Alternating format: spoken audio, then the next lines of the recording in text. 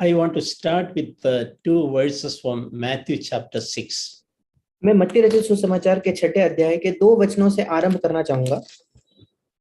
Matthew chapter 6 verses 22 and 23. मत्ती रचित सुसमाचार 6 अध्याय 22 और 23 वचन। We know this is part of the Sermon on the Mount. हम जानते हैं कि ये पहाड़ी उपदेश का भाग है। There are so many practical, helpful, spiritual lessons that we can learn from the Sermon on the Mount.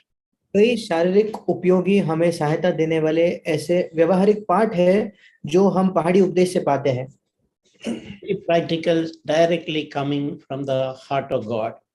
और ये जो सारे चीजें हैं, ये जो पाठ है, ये सीधे सीधे परमेश्वर के हृदय से आते हैं। So it's very useful that we go through it slowly, and so that in a practical way it is helpful to our Christian life. और इसलिए ये बहुत उपयोगी है कि हम धीरे धीरे इन पर अध्ययन करें ताकि व्यवहारिक तौर पर हमारे मसीही जीवन में ये हमारी सहायता कर सके। So Matthew 6:22 and 23, we read like this: the eye is the lamp of the body. मत्ती 6:22-23 कहता है, शरीर का दिया आँख है। So we can see the importance the Lord gives to the eyes. और हम देख सकते हैं कि हमारी आँखों को परमेश्वर कितना महत्व देता है। Expression is written, the eye is the lamp of the body. वहाँ ये लिखा है कि शरीर का दिया आँख है। Meaning it is something so important. इसका मतलब वो कुछ बहुत ज्यादा महत्वपूर्ण है। And then he said, if your eye is clear, then the whole body will be full of light. आगे जाकर वो कहता है, इसलिए यदि तेरी आँख निर्मल हो तो तेरा सारा शरीर भी उजियाला होगा। Meaning so much is dependent on our eyes. इसका मतलब बहुत ज्यादा चीजें हमारी आँखों पर निर्भर है। When we say, because if the eye is clear, the whole body will be full of light. क्योंकि वहां लिखा है, अगर आँख निर्मल या आँख साफ हो तो पूरे शरीर में उजियाला होगा। We can say, in other words, if our eye is clear, our whole life will be full of light. दूसरे शब्दों में हम कह सकते हैं, अगर हमारी आँख साफ है तो हमारा पूरा जीवन उजियाले से भरा होगा। And the opposite is also written in the next verse. और इसका बिल्कुल विपरीत भी अगले वचन में लिखा है, If your eye is bad, यदि तेरी आँख बुरी हो, your whole body will be full of darkness. तो तेरा सारा शरीर भी अंधियारा होगा। We can see the importance how Jesus emphasized about our eyes. और इसलिए यहाँ हम उस महत्व को देख सकते हैं किस मात्रा में यीशु मसीह ने हमारी आँख पर जोर दिया। The way we use our eyes has a potential to make our life full of light or full of darkness. जिस तरीके से हम अपने आँखों का इस्तेमाल करते हैं, उसमें ये क्षमता है कि या तो हमारा पूरा जीवन उजियाले से या तो हमारा पूरा जीवन अंधकार से भर जाए। It is our choice. ये हमारा चुनाव है। And he said, if then the light that in you is darkness, how great is that darkness? और वहाँ लिखा है, यदि तेरी इस कारण वो उजियाला जो तुझ में है यदि अंधकार हो तो वो अंधकार कैसा बड़ा होगा। Yeah, I remember the Lord was speaking to me. Our eyes are like the door to our inner life. और मुझे याद है प्रभु मुझसे बात कर रहा था कि हमारी आंखें हमारे अंदरूनी जीवन के प्रवेश द्वार है या दरवाजे हैं। So we can allow through the eyes good things for our inner life or even evil things too. It will affect our inner lives. और इसलिए हम अपने आंखों के द्वारा या तो अच्छी चीजों को अंदर आने की अनुमति दे सकते हैं या दुष्ट चीजों की, पर वो दोनों ही चीजें हमारे अंदरूनी जीवन पर प्रभाव डालेंगे। So depending on that, depending on that, our inner life will be full of light or full of darkness. और इसलिए उस पर निर्भर होता है कि या तो हमारा अंदरूनी जीवन ज्योति से, प्रकाश से भरा हुआ होगा या अंधकार से भरा हुआ होगा। We can turn to another verse from some connected verse from 1 John chapter 2 verse 16. एक और वचन निकालेंगे, पहला यूहन्ना 2 अध्याय उसका 16वां वचन। Here three things are put together. यहाँ 3 चीजें एकत्रित लिखी है। All that is in the world, the lust of the flesh and the lust of the eyes and the boastful pride of life is not from the Father but from the world. क्योंकि जो कुछ संसार में है अर्थात शरीर की अभिलाषा और आंखों की अभिलाषा और जीविका का घमंड, वो पिता की ओर से नहीं परंतु संसार ही की ओर से है। So that expression written there is about eyes, lust of the eyes. और वहां जो वाक्य लिखा गया है वहां भी लिखा है आंखों की अभिलाषा या आंखों की लालसा। The desire to see and receive things which are not helpful. इसका मतलब हमारे अंदर एक इच्छा होना उन चीजों को देखना और उन चीजों को हमारे अंदर ग्रहण करना जो हमें सहायता नहीं करने वाले। So we have to be very careful with our eyes. और इसलिए हमें अपने आंखों के साथ बहुत ज्यादा सतर्क होने की आवश्यकता है। Because our inner life, whether it is full of light or full of darkness, it depends how we use our eyes. क्योंकि हमारा अंदरूनी जीवन या वो ज्योति से भरा है या अंधकार से भरा है, ये उस पर निर्भर होगा कि हम अपने आंखों का इस्तेमाल कैसे करते हैं। Now we see so many things with our eyes. हम अपने आंखों से कितनी अलग अलग चीजें देखते हैं। And it's a blessed member of our body. और हमारे शरीर का बहुत ही धन्य और आशीषित वो एक अंग है। But we have to be careful in receiving that information what we receive through our eyes. और हमें सतर्क होना है, सावधान होना है कि कौन सी जानकारी को हम अपने आंखों के द्वारा अंदर आने की अनुमति देते हैं। All that is appealing to our eyes, we should not fall into it. जो भी हमारे आंखों को आकर्षक लगता है उसमें हमें नहीं गिरना है। We can look at simple things like we walk through a mall. We can see so many things presented on that windows of the shops. हम बहुत ही आसान या साधारण चीजों का उदाहरण ले सकते हैं। अगर हम किसी दुकान में, किसी मॉल में चल रहे हैं तो उसके आसपास कई चीजें प्रदर्शन के लिए रखी हुई होती है। Many things so attractively present, catching our attention, catching our eyes. और बहुत ही आकर्षक रूप से वहां सजाकर उन चीजों को रखा जाता है ताकि हमारे ध्यान को आकर्षित करे, हमारी आंखों को आकर्षित करे। But if we are wise, we can process those information and check whether this is useful to me or not useful to me. पर अगर हम बुद्धिमान हैं तो हम तुरंत अपने मन में उस जानकारी को जांच लेंगे कि क्या ये मेरे लिए उपयोगी है या ये मेरे लिए उपयोगी नहीं है। I remember one sister once what she wrote like a testimony many years before. मुझे याद है कई वर्षों पहले एक बहन ने अपने गवाही के स्वरूप में कुछ लिखा था। When she would go for shopping and when she's about to step into a shop. जब वे शॉपिंग करने या कुछ खरीदने जाते थे, जब वो जैसे ही दुकान में कदम रखने से पहले she would silently pray. वो चुपचाप परमेश्वर से प्रार्थना करती थी। Lord, there are so many things attracted to my eyes. प्रभु, यहाँ कई चीजें हैं जो मेरे आंखों को बहुत ही आकर्षक दिखती है। But as I shop, Lord, help me to make decisions to buy what is really necessary for me. पर प्रभु, जैसे मैं इन चीजों को खरीदने जा रही हूँ, कृपया तू मेरी सहायता कर कि मैं उन्हीं चीजों को खरीदूं जो मेरे लिए आवश्यक है और जरूरी है।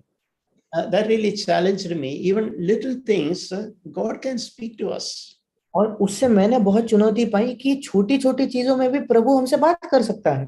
It's a good habit to develop that seeking God's guidance when we are about to make decisions. ये बहुत ही अच्छी आदत है जहां हम परमेश्वर की उसका मार्गदर्शन मांगते हैं जब हम कोई निर्णय लेना चाह रहे हैं तो।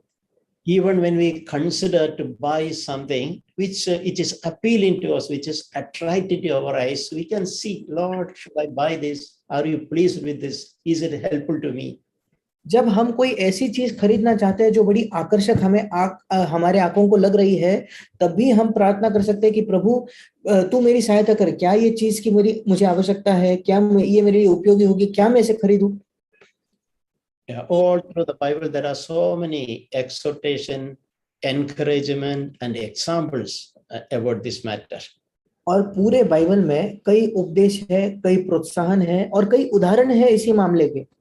We can read in Genesis chapter 3, हम उत्पत्ति की पुस्तक उसके 3 अध्याय में पढ़ते हैं।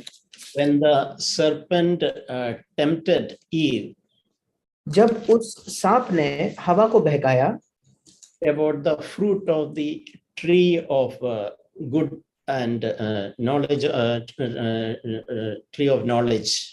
और जो भले और बुरे के ज्ञान का वृक्ष का फल था उसके संदर्भ में। So it is written that when Genesis chapter 3 verse 6, और उत्पत्ति 3 अध्याय 6 वचन कहता है, the woman saw that the tree was good for food and it was a delight to the eyes. अतः जब स्त्री ने देखा कि उस वृक्ष का फल खाने के लिए अच्छा और देखने में मन भाऊ है। So you can see it was delightful to her eyes. हम यहाँ देख सकते हैं कि उसकी आंखों के लिए वो बहुत ही आनंदमय था, उसे आनंद मिलने वाली वो एक चीज थी। So that appealing feature to her eyes, that is what the devil used to disobey and rebel against God. और जब वो फल बहुत उसकी आंखों के लिए आकर्षक था, उसी का इस्तेमाल शैतान ने किया कि वो परमेश्वर के प्रति अनाज्ञाकारी रहे। So we have a good lesson to learn from there. और वहां से हम एक बहुत अच्छा पाठ सीख सकते हैं। All that is appealing to our eyes need not be the best for us. जो भी हमारे आंखों को बहुत ही आकर्षक लगता है, ये जरूरी नहीं कि वो हमारे लिए कोई उपयोगी होगा या सहायता करेगा। Sometimes that what is appealing to eyes, it can be very deceptive. कभी-कभी कुछ चीजें जो हमें बड़ी आंखों को आकर्षक लगती है, वो हमें धोखा देने वाली हो सकती है। We may directly miss what the best which God has kept if we just go just by what is appealing to our eyes. और अगर हम केवल उसके अनुसार निर्णय ले या उसके पीछे जाए जो हमारी आंखों को आकर्षक है, उसके द्वारा कभी-कभी हम सीधे तौर पर परमेश्वर की हमारे जीवन के लिए जो इच्छा है उससे चूक सकते हैं। So that is what exactly happened to Eve. God had to punish Adam and Eve. God had to send them out of the Garden of Eden. और यही हवा के साथ हुआ कि परमेश्वर को आदम और हवा को दंड देना पड़ा और उन दोनों को एदेन के बगीचे से निकाल देना पड़ा। By going by what their eyes were appealing to them, they missed the eternal plan of God for their lives. और उनके आंखों को जो अच्छा लगा, आकर्षक लगा, उसका पीछा करने के द्वारा परमेश्वर के उनके जीवन के लिए जो योजना थी उससे वे चूक गए। So we can apply this to practical things. हम इसी का लागूकरण बड़े व्यवहारिक विषयों में भी कर सकते हैं। For example, if a young person brother is looking for marriage, considering marriage of someone. उदाहरण के तौर पर अगर कोई जवान लड़का है, कोई जवान भाई है जो विवाह के लिए किसी के प्रस्ताव के विषय में सोच रहा है, he should not go only by what meets with his eye. उसने केवल उस पर निर्भर नहीं होना चाहिए कि उसकी आंखों को चीजें कैसी दिखती है। That person may be very appealing for our eyes. वो सामने वाला व्यक्ति शायद हमारी आंखों के लिए बहुत आकर्षक होगा, but we don't know the inner life of that person.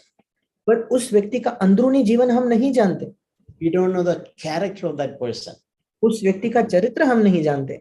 So without seeking God's plan for our life, if you just go by what is appealing to our eyes, we can fall into traps, dangerous traps.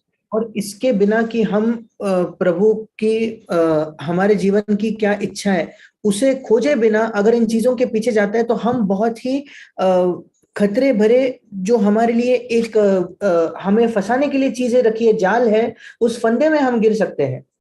In the same way, a girl or a sister is just going by at a boy who is handsome. There's a danger that if we just go by that appearance, there's a danger that we can make serious mistakes. बिल्कुल वैसे ही अगर कोई लड़की या कोई बहन किसी के बारे में विवाह के लिए सोच रही है और वो केवल किसी को आकर्षक देखती है या किसी को सुंदरता देखकर वो निर्णय लेती है, तो फिर हम ऐसे में गलतियां कर सकते हैं।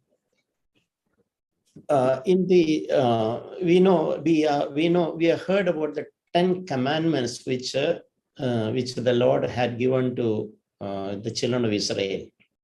हमने 10 आज्ञाओं के विषय में सुना होगा जो परमेश्वर ने इस्राएली लोगों को दिए थे. So one of the commandment is about desiring something belongs to others. और उसमें से एक आज्ञा ये है कि हम किसी ऐसी चीज की लालसा रखते हैं, चाहत रखते हैं जो किसी और व्यक्ति की है, जो मेरी नहीं है. We see something possessed by others, but it is very appealing to our eyes. हम देखते हैं कि ऐसी कोई वस्तु किसी और के पास है और वो हमारे आंखों को बड़ी आकर्षक मालूम होती है. And we desire, I want that, I also want that. और फिर हम लालसा करने लगते हैं, मैं चाहता हूं, मुझे भी वो चाहिए. That is what is called covetousness. उसी को लालच कहा गया है. Something seen with someone else, something which is possessed by or something owned by someone else, we feel it appealing to us and we desire that.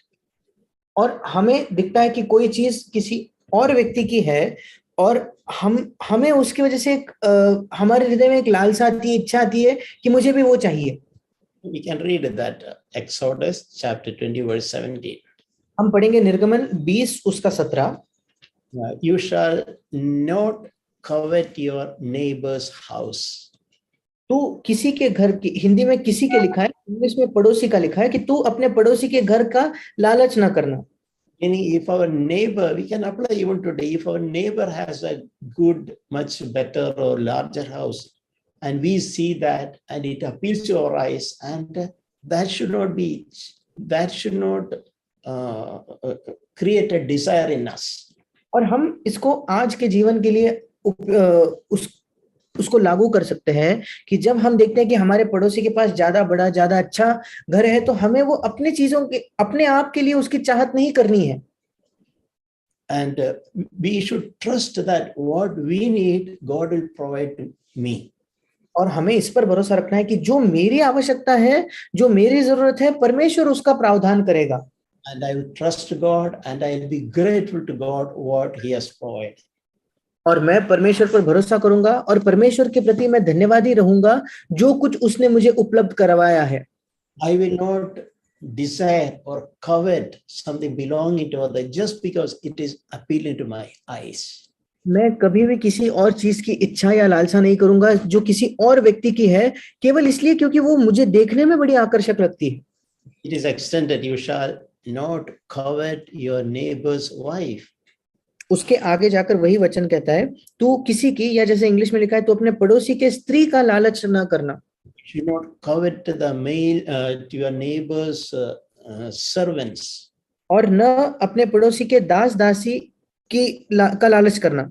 Or animals or anything that is belonging to neighbor, we should not desire just because it is appealing to us. या कोई जानवर हो या कोई भी चीज, कोई भी वस्तु जो हमारे पड़ोसी की, उस केवल वो हमें आकर्षक लगती है इसलिए हमें उसका लालच नहीं करना चाहिए. Yeah, there's a good verse in Isaiah chapter 42. एक अच्छा वचन यशायाह के 42 अध्याय में हम पढ़ते हैं. This is the Lord is speaking about His servant. यहाँ परमेश्वर अपने सेवक, अपने दास के विषय में ये कह रहा है. Isaiah chapter 42 verse 19, who is blind but my servant? यशायाह 42 उसका 19 वचन, मेरे दास के सिवाय कौन अंधा है. Meaning we may see many things, we can't stop it properly, but it is as if I am blind to that. I am not attracted with it. उसका मतलब हम कई चीजें देखेंगे, उससे शायद हम बच नहीं सकते, पर मानो मैं उनके प्रति अंधा हूं, इसका मतलब मुझे उनका कोई आकर्षण नहीं है. So that is a mark of God's servants or God's people. परमेश्वर के सेवक और परमेश्वर के लोगों का ये चिन्ह है. Whatever we see, we are not captivated with it, or it is as if I am blind to it. जो कुछ हम देखते हैं वो हमें लुभाता नहीं, हमारा हृदय उसमें सिमट नहीं जाता, मुझे वो चीजें आकर्षक नहीं लगती. In the next verse also, Isaiah 42:20 also, you have seen many things but you do not observe them. अगला वचन भी यशायाह 42:20, तू बहुत सी बातों पर दृष्टि करता है परंतु उन्हें देखता नहीं है। Meaning, we may, while walking on the road, while going to market, shopping mall, we see many things, but I don't register those in my mind. इसका मतलब हम जब बाहर जाते हैं, कभी शॉपिंग मार्केट जाते हैं, तो कई चीजों को देखते हैं पर उन चीजों को हमारे मन में नहीं बिठा लेते।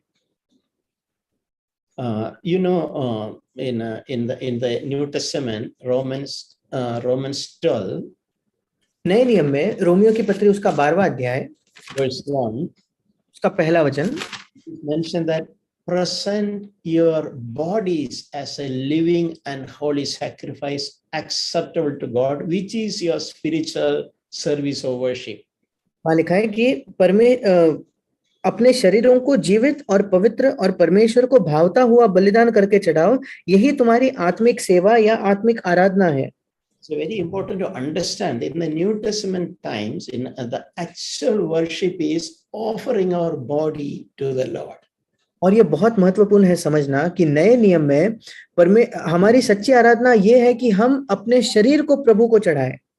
We should be as a living and holy sacrifice. एक जीवित और पवित्र बलिदान के तौर पर God has given us this body, we preserve it in holiness and we offer it to the Lord because we know that, Lord, my body belongs to you. परमेश्वर ने हमें यह शरीर दिया है और हम उसे एक पवित्र बलिदान करके प्रभु को देते हैं। क्यों? क्योंकि हम जानते हैं कि प्रभु मेरा शरीर तो तेरा है, इस पर तेरा हक है।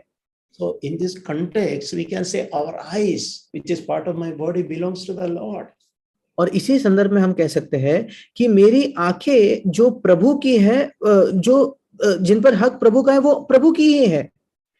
And my eyes also, I want to offer to the Lord as a living and a holy sacrifice.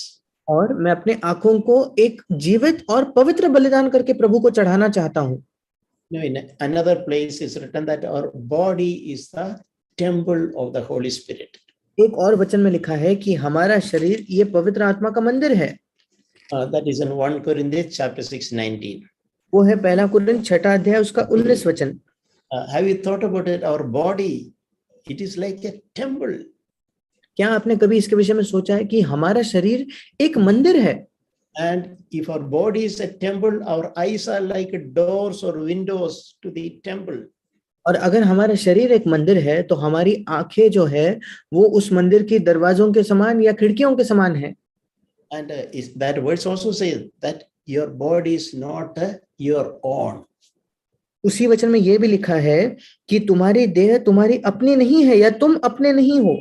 It's a great thought, remembering that my body belongs to the Lord. एक अद्भुत विचार है जिस पर हम मनन कर सकते हैं कि मेरा शरीर तो प्रभु का है।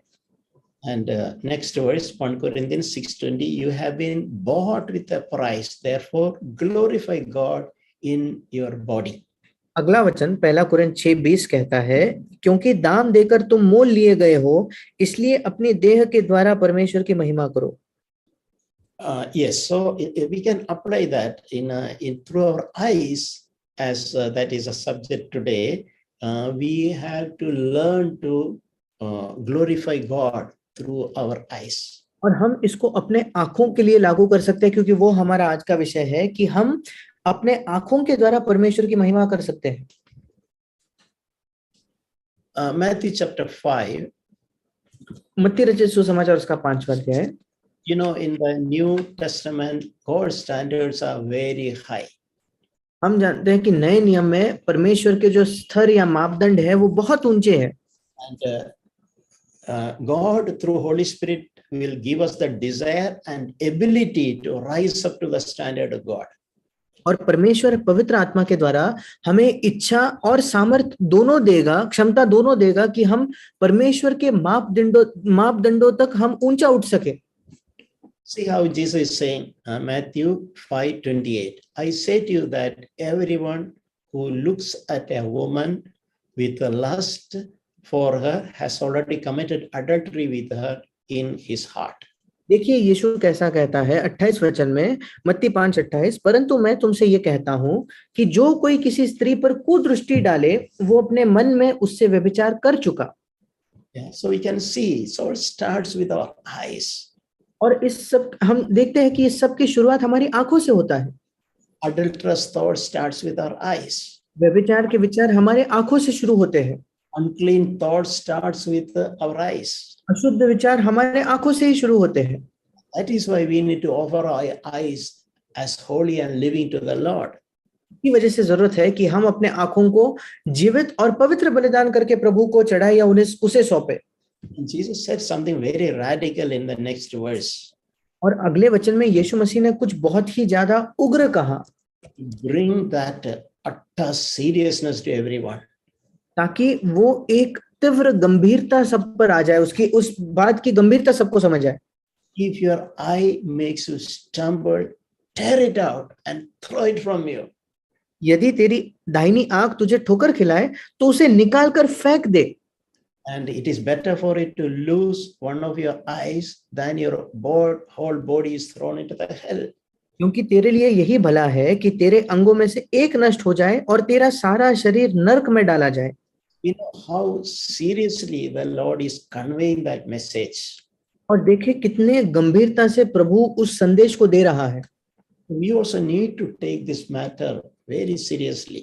और हमें भी जरूरत है कि हम इस बात को, इस मामले को बहुत गंभीरता से ले And preserve our eyes in holiness and as a living sacrifice to the Lord. और हमारे आंखों को हम सुरक्षित रखें पवित्रता में और प्रभु के प्रति पवित्र और जीवित बलिदान करके हम उसे चढ़ाएं।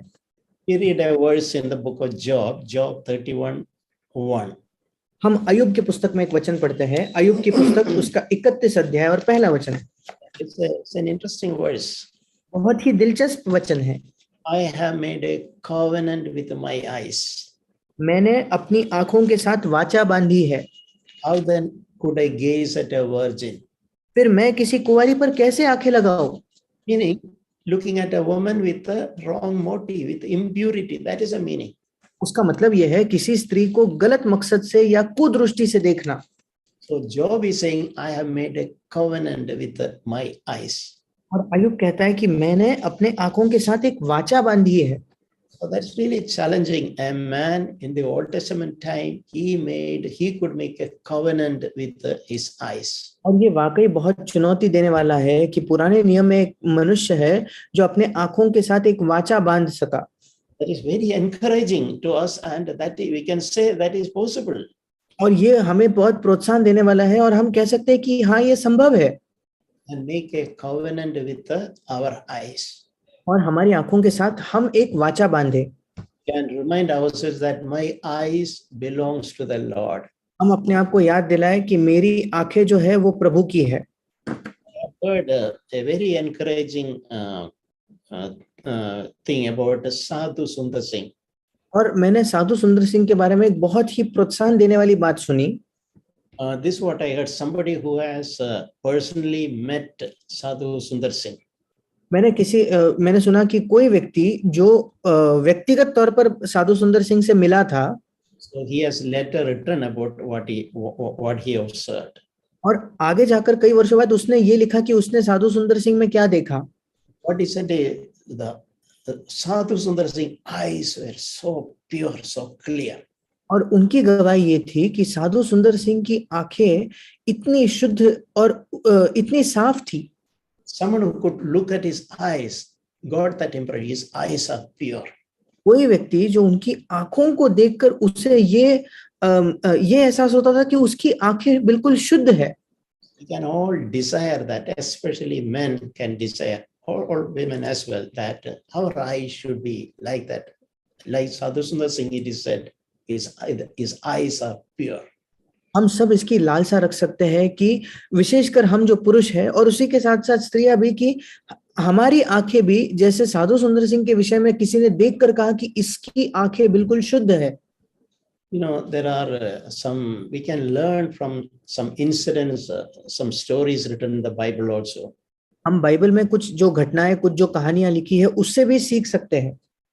For example, when Joseph, when he was in Potiphar's Potiphar's house, उदाहरण के तौर पर जब यूसुफ पोतीफर के घर पे था, about Potiphar's wife. और हम वहां पोतीफर के पत्नी के विषय में पढ़ते हैं। It's written that Potiphar's wife looked with desire at Joseph. और वहां लिखा है कि पोतीफर की जो पत्नी थी उसने यूसुफ की ओर आंख लगाई। इंग्लिश में लिखा है कि उसने यूसुफ को लालसा के नजरों से देखा। We can understand that. हम उसको समझ सकते हैं That she looked with a desire, and then he continued for days, and then he tempted Joseph. और हम देख सकते हैं कि सबसे पहले तो उसने अपने आंखों से लालसा की यूसुफ के लिए, फिर कई दिनों तक वो उसके पीछे उससे बात करते रही और आखिर एक दिन उसने उसको प्रलोभित किया। So that's what happens when we yield to what is appealing or attractive to eyes. We can go from one level of danger to another. वही होता है जब हम जो भी हमारे आंखों को आकर्षक दिखता है, अगर हम उसके प्रति उससे राजी हो जाते हैं, उसके प्रति समर्पित हो जाते हैं, तो फिर एक खतरे के स्तर से हम दूसरे खतरे के स्तर तक पहुंच जाएंगे। Something similar is written about David. ऐसा ही कुछ मिलता जुलता दाऊद के विषय में भी लिखा है। When David, he was supposed to go for war, he did not go. जब दाऊद को युद्ध करने का समय में युद्ध करने जाना था, वो नहीं गया। He sent others and he lazily slept. वो दूसरों को भेजकर खुद आलसी होकर सो रहा था। And he was walking on his terrace. और शाम को वो अपने छत पर टहल रहा था। And again is written, from the roof he saw a woman bathing. फिर एक बार लिखा है कि राजभवन की छत पर टहलते टहलते उसने ऊपर से एक स्त्री को देखा। So we all can see such a sights, or we also maybe sometime exposed to such things. हम सब कभी ना कभी ऐसे चीजों के प्रति हमारी आंखें जा सकती है या ऐसे चीजें हमारे आंखों के सामने आ सकती है। We should do. हमें क्या करना चाहिए? If you really fear God and if you have a desire to preserve our inner life, we'll look at the other way. अगर हम वाकई परमेश्वर का भय रखते हैं और अगर हमारी चाहत है कि हम अपने जीवन को सुरक्षित रखना चाहते हैं, तो हम अपने आंखों को मोड़ लेंगे, कहीं और देखेंगे। There will always some women or some people who expose themselves, but that should not be a trap into which we should fall. हमेशा कुछ ऐसी स्त्रियां होंगी या कुछ लोग होंगे जो अपने आप को प्रदर्शित करना चाहेंगे, पर वो हमारे लिए एक जाल या एक फंदा नहीं होना चाहिए जिसमें हम फंसकर गिर जाते हैं। So instead of turning his eyes the other way, what did David do? और दाऊद ने वहां से अपनी आंखों को फेर कर मुड़कर कहीं और देखने के बजाय उसने क्या किया? David sent some people and inquired, who is that woman? Dawood ने कुछ लोगों को भेजा ताकि वो ये जानकारी हासिल करे वो स्त्री कौन है। He had no business in doing that. ऐसा करने के लिए उसे कोई आवश्यकता नहीं थी। Woman was not his wife. वो स्त्री उसकी पत्नी नहीं थी। This principle we can apply in our lives. ये सिद्धांत हम अपने जीवन में लागू कर सकते हैं। When we see something attractive, we can say, I have no business to inquire who is that, what is the details. जब हम कोई चीज देखते हैं जो हमें आकर्षक दिखती है, हमें कोई काम नहीं वहां पूछना कि ये कौन है या ये क्या है। उसकी अलग अलग चीजों को जानकारी पाने में कोई हमारी जरूरत नहीं है। I don't want to follow what is appealing to my eyes. मैं उसका पीछा नहीं करना चाहता जो मेरे आंखों को बहुत ही अच्छा या आकर्षक दिखता है। Just like Job, we can make a covenant with our eyes. अय्यूब की ही तरह हम अपनी आंखों के साथ एक वाचा बांध सकते हैं। To remind that our eyes, my eyes belongs to the Lord. हम अपने आप को याद दिला सकते हैं कि मेरी आंखें तो परमेश्वर की है। I saw something, I don't want to look at it again. मैंने कुछ तो देखा पर मैं फिर एक बार उसे मुड़कर नहीं देखना चाहता। I will not give my attention to that side. मैं उस जगह या उस ओर अपना ध्यान ही नहीं जाने दूंगा। I'm not interested. मैं उसमें मेरी कोई दिलचस्पी नहीं है। It's not my business. वो मेरा काम ही नहीं है, मेरा व्यवसाय ही नहीं है। So that is how we can protect ourselves. ऐसे हम अपने आप को सुरक्षित कर सकते हैं।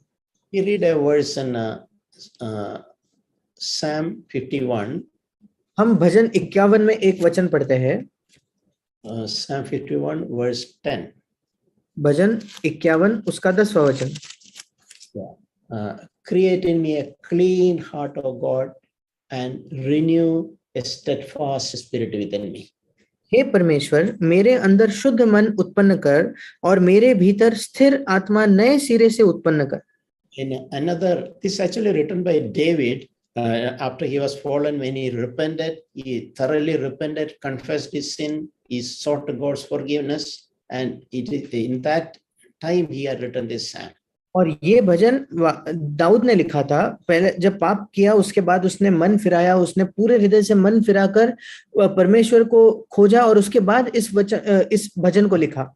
In the Living Bible is written very beautifully. It's written like this: create in me a clean heart, O Lord, filled with clean thoughts and right desires. और लिविंग बाइबल में इसी अध्याय का ये जो वचन है 10वां वचन बहुत ही सुंदरता से वहां लिखा गया है कि हे प्रभु, मेरे अंदर एक नया और शुद्ध हृदय तो उत्पन्न कर, एक ऐसा हृदय जो साफ विचारों से और सही इच्छाओं से या सही लालसाओं से भरा हो. When you encounter many things, many things or people, whatever it is, whatever is appealing to our eyes. Sorry, uncle. When we encounter people or things or devices or anything, whatever is appealing to our eyes. जब कभी हमारा सामना ऐसे चीजों से, ऐसे परिस्थितियों से या ऐसे संसाधनों से होता है जो हमारी आंखों को आकर्षक लगते हैं, can always silently pray this prayer: create in me a clean heart, O Lord, filled with clean thoughts and right desires. हम हमेशा हमारे हृदय में ये प्रार्थना कर सकते हैं कि हे प्रभु, मेरे अंदर एक नया और शुद्ध हृदय तू उत्पन्न कर, नया शुद्ध हृदय तू बना जो शुद्ध विचारों से, साफ विचारों से और सही लालसाओं से, सही इच्छाओं से भरा हो. That will protect us. वो हमें सुरक्षित करेगा. There is another psalm, Psalm 101 verse 3. एक और भजन है, भजन 101 उसका 3रा वचन. It read like this: I will not set worthless things before my eyes. वहां हिंदी में लिखा है, मैं किसी ओछे काम पर चित्त न लगाऊंगा. इंग्लिश में लिखा है कि मैं उन चीजों पर अपने आंखें नहीं लगाऊंगा, व्यर्थ चीजों पर. I remember a time when I was younger. When I was young, I used to frequently travel for my office work. मुझे याद है जब मैं जवान था तो बहुत निरंतर मुझे सफर करना पड़ता था मेरे ऑफिस के काम के लिए. After work, company would put me in a nice hotel. और मेरा काम हो जाने के बाद कंपनी मुझे एक अच्छे होटल में रखती थी. There would be a nice TV screen. और वहां एक बहुत अच्छा टीवी स्क्रीन होता था. And I am tired. I am alone. और मैं थका हुआ होता था और मैं अकेला होता था. And I know this thought that my eyes is the door or windows to my inner life, that thought used to protect me. और ये विचार कि मेरी आंखें मेरे अंदरूनी जीवन में जाने वाले दरवाजे हैं, वो विचार मुझे सुरक्षित रखता था, बचाता था. When I am away from home, I am alone. I don't want to expose myself into seeing something which is not helpful. जब मैं घर से दूर हूं तो मैं अपने आप को किसी ऐसे चीज के सामने नहीं लाना चाहता, ऐसी चीज नहीं देखना चाहता जो मेरी बिल्कुल भी सहायता नहीं करने वाला. So I would decide I would not even watch news on that TV. और फिर मैं ऐसा निर्णय लेता था कि उसी टीवी पर मैं न्यूज भी नहीं देखने वाला, समाचार भी नहीं देखूंगा. I am not telling anybody, I am not giving a new rule that nobody should watch news on TV. That's what I'm trying to say. मैं किसी के लिए कोई नया नियम नहीं बना रहा कि हमें टीवी पर समाचार नहीं देखने चाहिए. मैं ऐसा नहीं कहना, ये नहीं कहना चाह रहा. I'm just saying what I used to do. If I start with the news, after that I may be interested to something, shift another movie, something. So I don't want to even give that opportunity. मैं ये कह रहा हूं कि मैं अपने आप को वो मौका भी नहीं देना चाहता था, क्योंकि संभव है मैं शुरुआत करूंगा समाचार से, फिर कुछ समय बाद कुछ मनोरंजन करने के लिए मैं कोई मूवीज देख लूं और फिर मैं वो मौका ही अपने आप को नहीं देना चाहता था. I don't want to corrupt my eyes. मैं अपनी आंखों को भ्रष्ट नहीं करना चाहता था, प्रदूषित नहीं करना चाहता था. I don't want to set something worthless before my eyes. कोई बेकार चीज, कोई व्यर्थ चीज को मैं अपने आंखों के सामने नहीं लाना चाहता था. And I have seen in my unconverted days, I used to see a lot of movies. और जब मेरा नया जन्म नहीं हुआ था उस समय मैं बहुत सारे मूवीज देखता था and many images what I see when I became a believer. Those whatever I seen used to trouble me. और कई चित्र जो मैंने उन दिनों में देखे थे, मैं विश्वासी बनने के बाद वो चीजें मुझे सताने लगे। It took a lot of effort to clear out those memories of the bad things my eyes have seen. बहुत ज्यादा मेहनत लग गई उन चीजों को मिटाने के लिए, उन चीजों की यादों को मिटाने के लिए जो बुरी चीजें मेरे आंखों ने देखी थी। Because I had no light at that time, nobody advised me. I did not know I need to control my eyes. क्योंकि उस समय ना ही मुझे कोई प्रकाश मिला था, ना कोई मुझे समझाने वाला था या मार्गदर्शन देने वाला था कि मुझे अपने आंखों को बचा कर रखना है, उसे सुरक्षित रखना है। It is best to say like Job said, I have made a covenant with my life. I will no more corrupt my eyes. और सबसे बेहतर ये है कि हम अय्यूब की तरह कहे कि मैंने अपने आंखों के साथ एक वाचा बांधी है कि मैं अपनी आंखों को भ्रष्ट नहीं करूंगा। I want to close with one verse from Daniel chapter 1 verse 8. Daniel के पुस्तक से एक वचन पढ़कर मैं अंत करना चाहूंगा। दानियल की पुस्तक उसका पहला अध्याय और 8वां वचन। This verse has tremendously helped me. इस वचन ने बहुत ज्यादा मेरी सहायता की है। This verse says that Daniel made up his mind that he would not defile himself. ये वचन कहता है कि दानियल ने अपने मन में ठान लिया कि वो अपने आप को अपवित्र न करेगा। In another version, it says he determined in his heart that he will not defile himself. दूसरा एक अनुवाद कहता है कि उसने एक दृढ़ निश्चय अपने हृदय में कर लिया कि वो अपने आप को अशुद्ध नहीं करेगा। But in another version, it is written that he resolved in his mind that he will not defile himself. एक और अनुवाद कहता है कि उसने अपने मन में ठान लिया, इसको तय कर लिया कि वो अपने आप को अशुद्ध या अपवित्र नहीं करेगा। That was his decision. वो उसका निर्णय था। We all can decide. हम सब निर्णय ले सकते हैं। Our decisions will determine finally our character. हमारे जो निर्णय है वही निर्धारित करेंगे कि हमारा चरित्र क्या होगा। May God help us to determine in our heart not to defile ourselves. परमेश्वर हमारी सहायता करे कि हम अपने हृदय में ये ठान ले, ये निश्चय कर ले कि हम अपने आप को अपवित्र या अशुद्ध नहीं करेंगे। As the Lord directly told in Matthew chapter 6, let us remind ourselves, my eyes are the lamp of my body. जैसे प्रभु ने हमें मत्ती रचित सुसमाचार उसके 6 अध्याय में कहा है, आइए हम भी अपने आप को याद दिलाएं कि मेरी आंखें मेरे शरीर का दिया है। Or in other words, my eyes are the lamp of my inner life. या दूसरे शब्दों में मेरा अंदरूनी जीवन जो है उसके लिए एक दिया, मतलब मेरी आंख है। And then my eye is clear, my whole inner life is full of light. अगर मेरी आंख साफ है तो मेरा संपूर्ण अंदरूनी जीवन प्रकाश से भरा होगा, उजियाले से भरा होगा। May God help us. परमेश्वर हमारी सहायता करे।